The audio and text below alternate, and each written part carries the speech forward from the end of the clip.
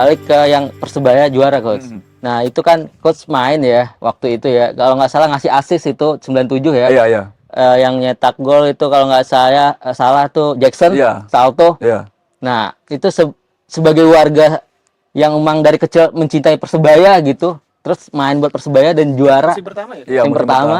Gimana itu? Ya tentunya sangat bangga, bersyukur karena sebelum jadi pemain saya bonek dulu. Nah, ini semua kayak gini. Iya, bonek.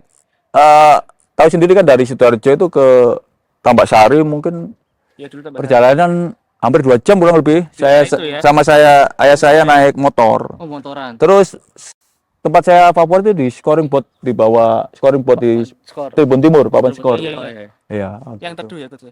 Ya ada pohon-pohonnya kan di situ. Teduh enak itu. Itu enak. Nah, setelah juara itu Coach masuk dong banyak tawaran waktu itu. Apa tetap udah ada kontrak panjang di Persebaya waktu itu, Coach? Waktu itu masih kontraknya 1 tahun aja. 1 tahun. Nah, Cuma saya kan dari kecil cita-citanya memang di Surabaya. Kalau Oh, oke. kalau tawarannya oke, kenapa saya harus pergi kan gitu? Udah betah ya? Iya, Sendiri. istilahnya gitu. Nah, ada tawaran yang menarik tuh Coach waktu tahun 2004. 2003, 2003 ya, sebelum akhirnya juara lagi di Persebaya. Heeh. Itu Coach masuk di era Galacticosnya PSPS, Pekanbaru, itu pemainnya bintang semua, top-top semua, udah bakal apa masyarakat Pekanbaru tuh bakal Di ini atas nih juaranya. kertas, di atas kertas. Nah, iya. Dan itu kan ada isunya beberapa pemain itu kabur, Coach. Isunya saat itu ya, atau pergilah gitu. Akhirnya ada Askar The King itu supporternya PSPS Pekanbaru buat boneka waktu itu, atau nama siapa, Kurniawan atau Coach Sustan juga. Itu sebenarnya cerita gimana, Coach? Oh gini, waktu itu kan begitu Persebaya degradasi tahun 2003, saya masuk ke PSPS. Kenapa saya milih di situ? Pertama, targetnya mereka jelas. Terus saya mikirnya gini, kalau saya main di liga di bawahnya, untuk kemungkinan kepantau timnas kecil gitu, agak sulit. Ceritanya begitu. Cuman tetap saya kan nggak bisa melupakan Surabaya, Persebaya. Begitu ada tawaran di musim selanjutnya, saya udah nego-nego dengan PSPS. Oh, ada 2003 itu selesai. Terus 2004 kan Persebaya kembali ke Liga Utama, kasta tertinggi. Dan ada tawaran, saya Kurniawan waktu itu, ya akhirnya kembali dan alhamdulillah juara. Cuman waktu itu sama supporter PSPS begitu kita main di sana, waduh. Iya, itu dia. Kita di pressure habis. Iya. Ya tetap aja namanya supporter ya wajar. Yang penting kan pressure-nya masih normal gitu loh. Iya. Nggak sampai lempar-lempar. Ya mungkin lempar telur aja. Gitu ya ceritanya ternyata waktu itu. Terus, tapi saya penasaran, Coach. Coach kan tadi dari Sidoarjo, bonek. Iya. Kemudian musim pertama juara. Juara. Musim comeback-nya ke Surabaya Iya, juara lagi. iya. Di kampung gimanain, Coach? Udah kayak dewa atau gimana? Oh enggak. Biasanya kan kalau di kita biasanya ada Ya rame di kampung. alhamdulillah di kampung jadi inspirasi. Mungkin Muda. banyak membaca jenengan ada berita-berita kan kampung saya namanya Klagen Wilayah itu Iya, Klagen. akhirnya banyak muncul pemain-pemain bola. Oh. Dan tidak hanya pemain bola aja, tapi mereka berkiprah di liga-liga utama seperti Nurul Huda, seperti Haryono, Randy Irwan, Ari Prianto, Luki Wahyu, itu banyak di situ. Oh, itu. Jadi mereka terinspirasi dari saya juga. Oh, berarti Coach yang awal berarti ya? Awal ada lagi, awal itu kayak dulu ada ikut ya, namanya Cak Kloyong, tapi dia nggak pernah di Persebaya, dia di Gelora Dewata kalau dulu. Gelora Dewata. Dulu yang masuk duluan Nurul Huda malah di Primavera. Primavera Nurul dulu Huda. ya? Oh, oke. Sebelum saya Nurul Huda udah masuk Primavera, eranya Bima Sakti Kurniawan itu. Nah, Coach, yang saya penasaran lagi itu adalah hal apa yang Coach rasakan berbeda gitu, Coach, setelah sebelum jadi pemain profesional, apalagi langsung membawa Persebaya juara. Apa yang Coach rasakan gitu ketika kembali ke kampung, atau ke gimana atmosfer euforia mungkin masyarakat Surabaya kala itu ketika melihat, apalagi Coach ini wah dari kampung sini pemain muda juara dan bagus gitu. Ceritanya waktu itu kita 97 kan finalnya di itu Jakarta, di Jakarta. Jakarta. Terus kita pulang ke Surabaya. Wah, dari Bandara Juanda sampai di balai kota itu nggak bisa jalan, Mas. Wah, rame, penuh. Full karena udah cukup lama kan. Terakhir kita juara 87. Sekarang juga udah cukup lama coach. Nah, itu. Jangan Iya. ngerti. Ya, jangan ingetin. Iya, Begitu nyampe udah nggak bisa jalan iya, iya, iya. ke balai balai kota itu. Terus tentunya di rumah ya bangga ya kan, kampung kan namanya juga terangkat, ya kita ngadakan syukuran juga kecil-kecilan di kampung. Iya, iya. Seleksi syukuran. Iya. Jawa Timur, Pak. Terus bagikan kaos gitu, Oh, kaos oke. kaos Persebaya. Persebaya, oke. Ya. Coach, nah ini pertanyaan selanjutnya. Kenapa kan AMF ya, etiknya yang midfielder gitu kan. Kenapa coach memilih nomor 9 nih? Jarang-jarang. Biasanya nomor 9 itu striker gitu loh. Kenapa? Iya. Nomor 9 kalau filosofi saya itu nomor yang paling tinggi. Oh, Di oke. filosofi Jawa. Iya, filosofi Jawa nomor 9 nomor paling tinggi. Ya mudah-mudahan nanti harapan saya sebelumnya kan ya prestasi saya bisa tinggi kan itu. Tapi sebenarnya sih itu apa ya, kalau menurut saya itu keyakinan pribadi saya. Tapi nggak pernah ada yang minta coach, apalagi striker Iya. nomor 9 coach. Dan itu di striker waktu era di Persebaya itu pas bagus-bagus. Iya ya, nggak ada yang pakai nomor 9 ya, kebetulan saya ya. Masa nggak pernah ada yang minta?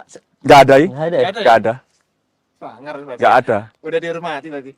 Sebelumnya kayak saya di timnas nomor 15. Iya. Ketika baru muncul, tapi setelah itu saya nomor 9. Ya. Saya pilih nomor 9. Di Persegres itu waktu saya nonton coach itu nomor 9 juga. Iya. Iya, iya. Saya di mana-mana setelah itu udah minta nomor 9. Oh, selalu minta nomor 9 ya. Selalu minta nomor Padahal 9. di situ ada ini, ada siapa ya namanya tadi itu? Gustavo Cena. Yang Oh, iya. sebelumnya itu ada siapa tuh yang orang Argentina saya lupa coach. Gaston nomor berapa ya kalau nggak Itu salah? nomor 9, Pak. Oh. Nomor 9 murni, Pak, dia, Pak. Kalau siapa? Gustavo Cena nomor 10. Oh, nomor 10 ya. iya, iya. Dan kalau nggak salah nih coach, salah satu pemain lokal dengan posisi gelandang dengan top skor terbanyak di Persebaya kayaknya ya. Iya. Sampai saat ini? Alhamdulillah sampai saat ini 63 gol ya. Coba, Salah satunya gimana? alasannya karena saya 10 tahun di Persebaya kan itu. Iya. Cukup lama. Lama ya. Karena pemain sekarang yang lokal kan nggak sampai 10 tahun mungkin. Di situ. Dan mungkin ini coach ya. Setelah era coach itu mungkin pemain lokal yang posisinya gelandang Di serang. situ udah jarang banget kan, coach. Jarang. Bener coach? Di posisi saya Jarang. ya terakhir Marcelino itu. Nah, itu baru-baru Iya, lagi. Mas. Klub Liga Indonesia yang lain saya pantau lebih banyak pakai asing. Begitu juga dengan striker. Maksudnya di AMF Iya. ternyata juga banyak yang asing. Iya. Kira-kira kenapa coach? Ya salah satu alasannya karena pemain asing. Oke, Mungkin regulasi ya. sebelum saya banyak loh. Ada Fakri Husaini, ada Azhar Azhar Lubis. Lubis, Firman Iya. Utina. Bagus, Pak. Iya. Tanpa pemain asing tuh waktu itu liganya. Tanpa, ya. Nah, Salah satunya di situ karena sekarang kan kuotanya 11 pemain asing. waduh kacau coach. Aduh, gimana Aduh, saya ngomongnya ya. Aduh. Timnas aja siapa AMF-nya? Nah, iya. Asing enggak Enggak, naturalisasi. naturalisasi. Iya. Indonesia. Iya. Iya, iya. Ya, itu tantangan buat kita. Kalau saya sih kita ambil positifnya aja, berarti di tim pelatih kita khususnya di usia muda kan harus lebih kerja keras lagi untuk Benar, itu. benar. Dan tampaknya maksudnya mungkin itu menjadi wake up call ya bagi kita karena Ya? Iya. so far nih yang disorot cuma kita kekurangan number 9. Striker. Padahal ternyata tuh AMF Enggak di striker aja, Nah itu. hampir di semua lini mungkin kita kekurangan. sekarang menurut Coach, saya. ya. Iya. Aduh. Betul. Yang lokal loh ya. Yang lokal Saya benar. bicara gimana ini lokal atau kalau udah Yang main di kan, Indonesia Super yang League. di Indonesia Super League. Iya, benar. Ya. Dan nah ini coach setelah melewati fase-fase itu sebagai pemain ya kan juara di timnas juga. Mhm. Kemudian coach beralih profesi tapi masih di Persebaya. Waktu itu apa gimana coach? Belum. Transisi Sama jadi- juga transisi saya dari pemain ke pelatih itu cukup berliku juga dari Nah. bawah, dari nol banget. Pertama saya di Indonesia Soccer Academy, pemiliknya Pak Imam, dulu Real Madrid di Jenggolo. Saya belajar di situ di situ dulu. sambil kursus pelatih kan. Saya termasuk telat juga ngambil kursus pelatih. Berarti emang udah habis pensiun emang yang Merencanakan. Sebenarnya enggak juga ya. Enggak. Iya, waktu itu kan lagi di band ya. Iya. Saya terakhir itu mau ke Deltras Liga 3. Itu habis itu di band, ya saya menekuni pelatih dari bawah. Pertama di situ, terus saya pegang Liga 3 dulu. Iya. Setelah itu pegang Liga 2, PSR Rembang. Rembang. Lika-likunya banyak banget. Dan baru setelah itu saya di akademinya Persebaya Itu tahun berapa, Coach? tahun 2019. 2018 dulu. U20 ya, Coach? Iya, Berarti betul. habis Persebaya naik 1 tahun itu ya, naik lagi. Iya, 2018 waktu itu Coach Bejo kan naik. Ya. Saya ditawari Apa? untuk EPA-nya. Di tahun pertama saya masuk 4 besar. Di tahun kedua, alhamdulillah juara itu ya? juara ya. Memang waktu itu juga dari pengalaman saya di tahun pertama, apa yang harus saya benahi di tim ini, akhirnya kita dapat juga. Dan alhamdulillah kita bisa berprestasi Iya, dan iya. banyak. Yang utama kan kita bangga karena banyak pemain-pemain kita jadi tim utama. Termasuk Di tim. siapa dia? Ya Ridho. itu. Itu gimana awal cerita ketemu Rizky Ridho ini sampai sekarang jadi top? Kan? Ketemunya ya di 19 itu, Mas. Oh, oke. Iya. Kita ya tadi setelah ada 30 klub, kita ada 20 klub, Iya, ya. kita Seleksi, adakan seleksi. Kalau yang kita utamakan adalah klub internal. Tapi kalau kita butuh pemain yang kita mau, bisa kita ngambil dari luar, tapi setelah itu masuk internal Persebaya kan di situ. Iya. Itu cerita bahwasanya sebelumnya dia nggak masuk seleksi, Coach. Kalau itu kalau zamannya itu Coach Bejo. Oh. Pertama kan nangani Coach Bejo. Oh. Terus kurang 2 minggu kalau nggak salah yang 2018 itu Coach Bejo naik, saya Langsung masuk. langsung masuk Oke. itu. Soalnya kata dia tuh awalnya waktu seleksi dari yang klub-klub elit itu, Coach, yang dia Elvase, Coach. Ya Elvasa.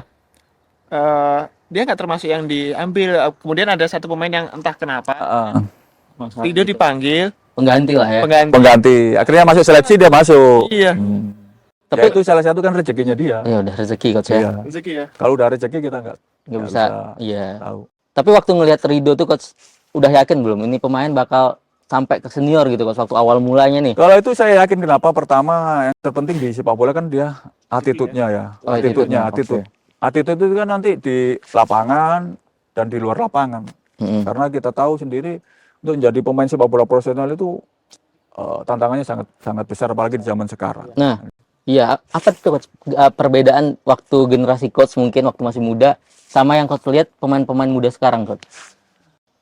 Kalau waktu zaman saya itu masih belum banyak apa ya kayak sekarang kan medsos terus Oke. gadget ini, ini pengaruhnya sangat sangat besar. Sangat Karena bahaya kalau dia tidak bisa memanage itu, nanti istilahnya jadi kurang. Oke. Terus gampang ya terpengaruh di situ. Begitu main bagus sedikit, udah besar kepala. Iya, iya. Kadang-kadang latihannya jadi malas suka-sukaan. Iya, iya.